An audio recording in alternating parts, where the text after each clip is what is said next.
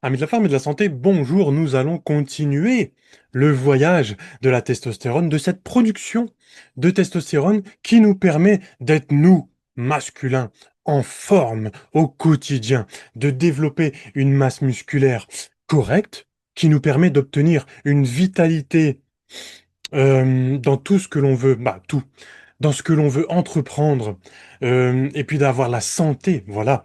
Vous savez, à notre époque, la masse musculaire est considérée comme un organe de santé quand on contracte cette masse musculaire.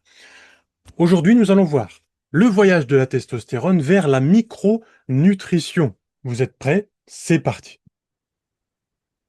Voilà, le partage d'écran est effectué. Dans les anciennes vidéos, nous avons vu plusieurs facteurs qui abaissent nos niveaux de testostérone avec du stress oxydatif, des voies inflammatoires, qui baissent cette protéine star qui permet de convertir le cholestérol en testostérone. D'accord? Et comme je vous avais dit, il faut activer la star qui est en vous. C'est c'est subtil. Et dans ces facteurs environnementaux qui activent le stress ou l'inflammation, il y a, regardez cette petite carte mentale, l'alimentation inflammatoire, disponible partout actuellement à notre époque, d'accord?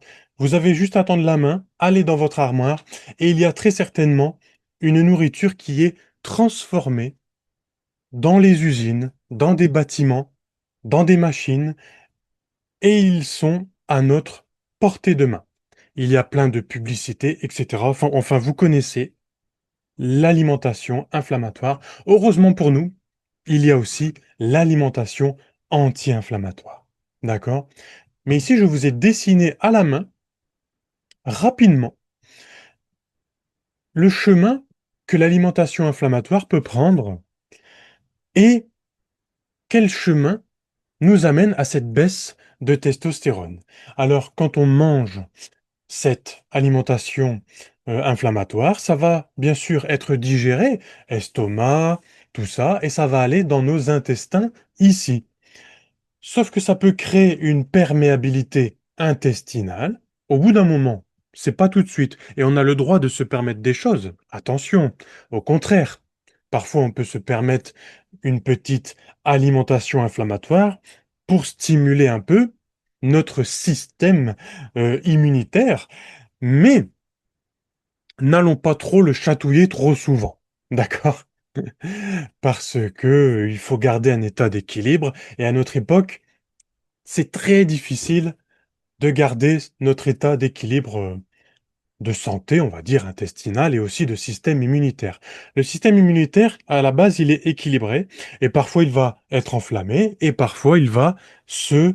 c'est comme une balance en fait. Et on est toujours dans ce système-là. Et notre but, c'est de garder ce système à peu près à l'équilibre et de pas trop augmenter ou trop diminuer si on a épuisé nos réserves de système immunitaire. D'accord? C'est pour ça que l'on mange d'ailleurs, ou que l'on dort, pour recharger notre système immunitaire. D'accord? Donc cette perméabilité intestinale, c'est euh, c'est les jonctions serrées de nos intestins qui normalement laissent passer que les micronutriments, les macronutriments, lipides, protéines, qui sont découpés aussi hein, en acides aminés, acides gras. Et ça passe normalement en travers nos intestins pour être ensuite absorbé dans notre organisme.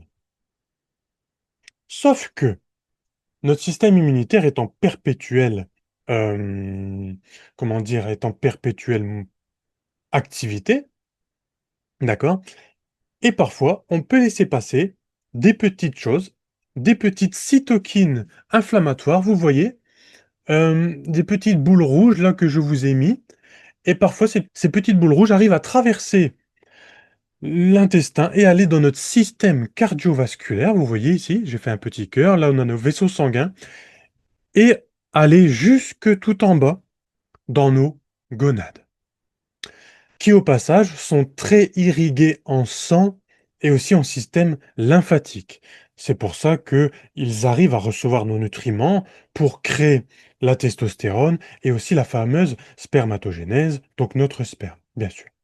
Euh, Nous sommes aussi ici pour en discuter parce que entre la testostérone, la fertilité, aussi la libido un petit peu, il y a une sorte de triptyque, hein, un triangle qui se rejoint. Et ici, ces cytokines inflammatoires, par exemple l'interleukine 6, va activer son récepteur sur les cellules de Leydig et aller baisser, inactiver plutôt, l'enzyme STAR. Donc vous voyez, on peut prendre de l'alimentation inflammatoire et dans certaines études, on voit que cette alimentation inflammatoire va peut-être euh, créer une inflammation dans notre système cardiovasculaire pendant 4 à 6 heures. Alors imaginez, si on prend une alimentation inflammatoire le midi, 4-6 heures, il y a le goûter et au soir, 19 heures, euh, on reprend une alimentation un peu inflammatoire. Vous voyez que pour rééquilibrer la balance du système immunitaire, pour le laisser tranquille, il faut aussi une alimentation anti-inflammatoire vraie, naturelle, non transformée, qui nous permet de rééquilibrer notre système immunitaire. Un système immunitaire calme va nous permettre de ne pas prendre de poids, d'accord? Et de réguler aussi notre poids corporel. On n'a pas besoin de diminuer ce que l'on mange, mais plutôt améliorer ce que l'on mange. On n'a pas besoin de baisser nos calories, mais plutôt d'augmenter la qualité de ces calories. Et on n'a pas du tout le même résultat sur notre corps.